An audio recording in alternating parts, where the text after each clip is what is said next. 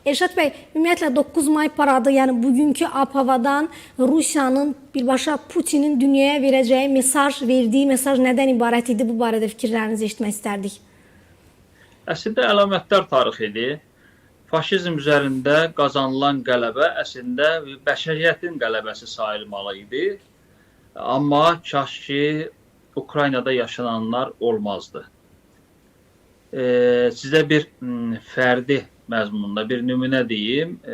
Buyurun. Mənim babamın əzizi əmisi Kurskda itkin düşmüşdür. Son məktub oradan gəlmiş ki, Kurskda artıq bədənində qəlpələrdən bədənində salamat yer qalmayıb. Və elə bir zaman gəldi ki, qələbənin 80 illik ərəfəsində Kurskda dəhşətli döyüş oldu. Bu dəfə faşizmlə deyil, iki faktiki olaraq qardaş ölkə, qardaş xalq bir-biri ilə döyüşdü. Bu da məhz Rusiyanın Ukraynaya təcavüzünün qarşılığında baş verdi və Ukrayna rəqəmləri isnad etsək, ən azı 59 min hərbçi itirib təkcə Kurskda. Yəni, təsəvvürləyin ki, 80 il öncə bir sırada faşizmlə mübarizədə qalibiyyətini qeyd edən xalqlar bugün üz-üzə qalıblar və bu düşmənçilik hələ ki dərinə doğru irəliləməkdədir. Bu mənada hesab edirəm ki, Rusiya prezidenti 80 il öncə qazanılan qələbəni bütün o zaman Azərbaycan xalqı başda olmaqla o yükü çiynində götürən xalqların, respublikaların qiymətləndirilməsi mənasında əgər yanaşsaydı proseslərə, gərək ki, postsovet məkanında bu hadisələr yaşanmazdı. Eyni zamanda dost Ukrayna xalqı bu dəhşətlərlə üz-üzə qalmazdı. Və heç şübhəsiz ki, tarix üçün bu paradın keçirilməsinin əhəmiyyəti var idi və Azərbaycanın qalib əskərlərinin də orada vətən, sənət, canın fəda deyək addımlamasının özü, yəni bu Qızıl Meydandan keçid Azərbaycan üçün də önəmlidir. Çünki bizim qeyd elədiyimiz kimi haqqımız böyükdür. Bizim haqqımız heç Sovetlərin varlığı dövründə verilmədi. Müstəqillik dövründə də necə deyərlər, o zaman nəinki haqqımız verilmədi, yenidən biz qan içində boğulan ölkələrdən olduq, xalqlardan olduq. Ərazilərimiz işğala məruz qaldı və bu prosesdə kimlərin də rolu oldu, o da bəllidir. O mənada hesab edirəm ki, qalib olaraq həm də Azərbaycanın torpaqlarını azad etmiş bu oğulların, bu igidlərin orada olması və yer gəlmişlə Nikol Paşinyan da izləyirdi Azərbaycanın qalib əskərlərini. Bunun özü həm də Azərbaycanın qalibiyyətinin dünyaya mesajıdır. Qeyd elədiyiniz kimi Azərbaycan neftinin hətta 70%-dən artıq müharibənin taleyini həll edən Azərbaycan nefti oldu və eyni zamanda Azərbaycanın 300 mindən artıq oğul və qızları, Azərbaycanın igid oğlanları, tibb bacısı kimi qızları o savaşda mücadilə verdilər və qalibiyyətin qazanmasında önəmli rol oynadılar. Arxa cəbhədə Azərbaycan oğul və qızları 24 saat çalışıb hər şey qələbə üçün, hər şey cəbhə üçün deyə yanaşdılar.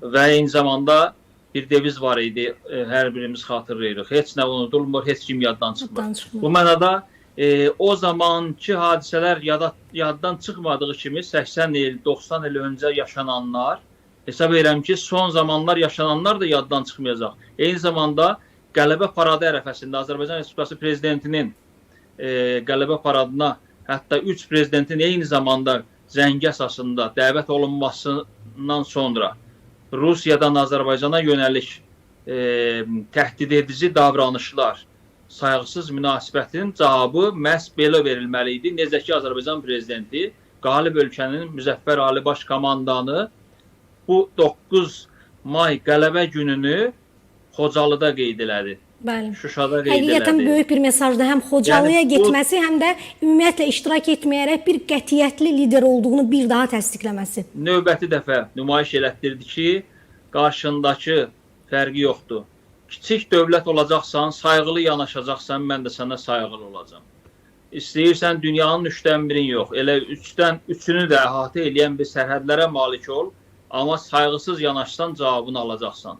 Bu İlham Əliyevin şücaətidir, əzəmətidir, Azərbaycanın başını uca eləyən siyasətidir və necə ki, verdiyi qərarla hər birimizin ürəyindən xəbər verdi. Eynən. Xalqımızın hər bir nümayəndəsi bu qərarı birmənalı şəkildə dəstəklədi. Və sadəcə təşəkkür Cənab Ali Başkomandan, həm də Sovet ordusunun qalıqlarının da iştirak etdiyi 366-cı alayın iştirakçısı olduğu Xocalıda yaşanan dəhşətlərdən sonra yenidən dirçəldilən, yaşayan və əhalisi geri qayıdıb orada o cənnət yaradacaq bir kontingent ki artıq formalaşıb və o ərazidə olmağın özü, növbəti təməl qoyma mərasimləri, eyni zamanda Şuşada, o yüksəklikdə növbəti yaşayış binasının təməlinin qoyulması və bütün bunlar həm də ciddi şəkildə mesajdır. Hesab edirəm ki, bu mesaj əslində Rusiyanın dünyaya verdiyi biraz da təcavüzkar ordu dili ilə verilən mesajdan qat-qat yüksəkdir. Çünki gələcək sülhündür, gələcək barışındır. Azərbaycan prezidenti dəfələrlə bəyan edib ki, bir də bu səmamızda biz barıt qoxusunu görmək istəmirik, hiss eləmək istəmirik, atəş səslərini duymaq istəmirik. Amma bu keçirilən hərbi parad əslində sülh mesajından çox növbəti dəfə bir gövdə. Bəli. Elə o barədə sual vermək istəyirdim Elşad bəy. Bax, bu kadrlarda hal-hazırda gedir. Formatdan nə başa düşmək olur? Ümumiyyətlə, Ukrayna ilə gedən müharibə formatda hansı dəyişikliklərə gətirib çıxarıb? Əslində bu təsəvvür edin ki, Paşinyan orada var, amma kollektiv təhlükəsizlik təşkilatının üzvü olaraq yoxdur. Vaxtı olaraq Rusiyanın forpostu və Putinin gülüşünə möhtac bir insan orada var. Lukashenko'dan qıcıqlı münasibət, Çin liderindən isə ümumiyyətlə sayıqsız bir davranış görən və yenə də özünü orada toparlayıb göstərməyə cəhd göstərən, çünki 26-cı il var qarşıda və eyni zamanda Ermənistanın Avrasiya İqtisadi İttifaqında da mövcudluğu faktiki olaraq yoxdur və perspektiv ondan xəbər verir ki, Rusiyanın müttəfiq adlandırdıqları və hansısa bir yolla öz əhatəsində saxlamağa çalışdıqları fürsət tapan kimi ondan uzaqlaşmağa cəhd göstərirlər. Amma Azərbaycan qarşılıqlı münasibətlərə üstünlük verən və ikitərəfli əlaqələrin beynəlxalq hüquq çərçivəsində davamında maraqlı olan dövlət olaraq, həm də qonşuluq prinsiplərini əsas götürüb, 22-ci ildə müttəfiqlik münasibətdə imzaladığı, rəsmiləşdirdiyi Rusiya ilə münasibətləri daha da irəli aparıb, bölgəmizdə 3+3 formatında ümumiyyətlə regional bir təhlükəsizlik çətirinin yaradılmasına maraqlı olan dövlət kimi bəlli münasibətlə üzləşdi. Həm təyyarəmizin vurulmasında, məsələ hərbi parada hazırlıq dövründə gedirdi bu. Qələbə paradının keçirilməsi ərəfəsində baş verdi bu. Eyni zamanda Rusiyadan Azərbaycana qarşı kiber hücumlar, Azərbaycan Milli Məclisinin üzvünün deportasiya olunması faktı və davamlı şəkildə Rusiyadan, hətta Duma üzvləri, rəsmi şəxslər, digərləri tərəfindən təhdidlər, bu kimi addımlar ondan xəbər verir ki, burada hansısa bir indiki halda çıxılmazda qalıb iştirak eləyənlər belə, yaxud da hansısa digər təhlükələrdən sığortalanmaq üçün Rusiyanın yanında bu çətirin altında dayanmağa üstünlük verənlər günün birində bu orbitdən uzaqlaşmağa cəhd göstərəcəklər. O mənada bu olduqca nisbi bir göstəridir. Hesab edirəm ki, burada bu əslində bundan əvvəl Ukraynanın da bir xəbərdarlığı olmuşdu. Ukrayna prezidenti səviyyəsində. Bəli, Zelenski bildirmişdi ki, biz o liderlərin təhlükəsizliyinə zəmanət vermirik. Bəli.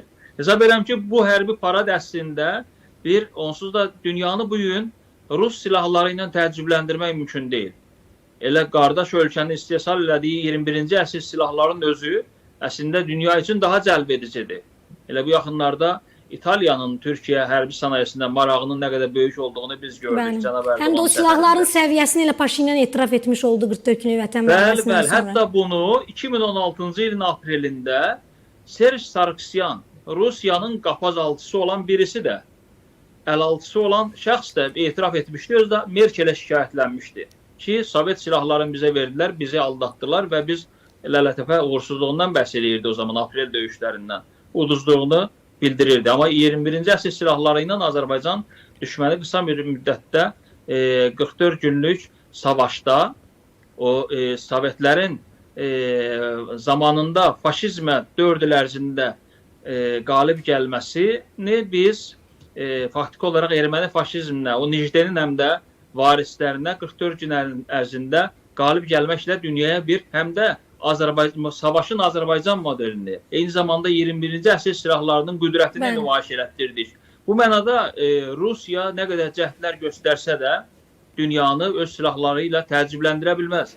Bu iki qonşu ölkənin, dost ölkənin dəhşətli dərəcədə üz-üzə qalması halında yaşanan 3 illik bu dəhşətlər ondan xəbər verir ki, əslində burada canlı qüvvələrin etkisi insanları heyrətə gətirir. Burada artıq milyonu aşan insan etkisindən söhbət gedir. İttifaqı dağılan 10 bin sakinlərdən söhbət gedir. Burada müasir silah texnologiyalar yalnız bir sıra hallarda hətta Ukraynanı görür ki, müasir silahlardan, dron hücumlarından və s. daha effektiv zərbələr endirə bilir.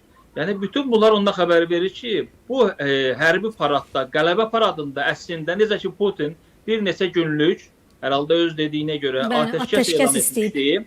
Amma bunun qarşılığında paralel olaraq Putin hərbi paradın nəinki postsovet məkanında olan insanlar, eyni zamanda faşizmdən əziyyət çəkən insanların, mülki şəxslərin dinc paradı olaraq və nümayişi olaraq keçirilməsini bəyan etməli idi məncə. Ki, o insanlar əllərində sülh bayraqları, əllərində göyərçinlər, bərabər addımlayaraq, hətta Rusiyalı və Ukraynalı uşaqlar belə yanaşı addımlayaraq, eyni zamanda mülki sakinlər, hətta qarşılıqlı şəkildə ailəsindən itki verən o insanlar, ailələr yanaşı addımlayaraq dünyaya sülh bir mesajı verməliydilər. Bu olardı dünyanı təəccübləndirmək. Yoxsa ki, dünyanı silahlarla, hansısa savaşla, yeni texnologiyalarla necə təəccübləndirə bilərsən? Bu dünyanı fəlakətə aparan bir əslində paraddır. Buradan sən necə bir qalib oldun faşizm üzərində və növbəti dəfə 21-ci əsrin 25-ci ilində yenə də uşaqlar, körpələr o faşizmdən hətta bir sıra hallarda görmədiyi o dəhşətləri görürlərsə, yəni bunun adını nə qoymaq olar? Belə çıxır ki, növbəti dəfə daha bir qələbə paradını qeyd eləməyə hazırlıq görüləcək. Onda da qonşu ölkənin ərazilərinin ilhaqı, yaxud da 100 minlərlə insanın taleyi bahasına başa gələn nəticəyə görə. Yəni, hesab edirəm ki, burada bir düzənə ehtiyac var idi. Amma çox təəssüf ki, Rusiya və müvafiq qurumları nəinki Azərbaycana münasibətdə, ümumilikdə bəşəriyyətə münasibətdə sınaqdan çıxa bilmədilər. Bu təəssüf doğurur. Bu həm də Azərbaycanlı o insanlar ki vardı, 300 mindən artıq Alman faşizmlə qarşı mücadilə vermişdilər, həlak olmuşdular. O qəlpə daşıyan insanlar vardı ömrünün sonuna qədər. Onların az bir nümayəndəsi bugün qalıb.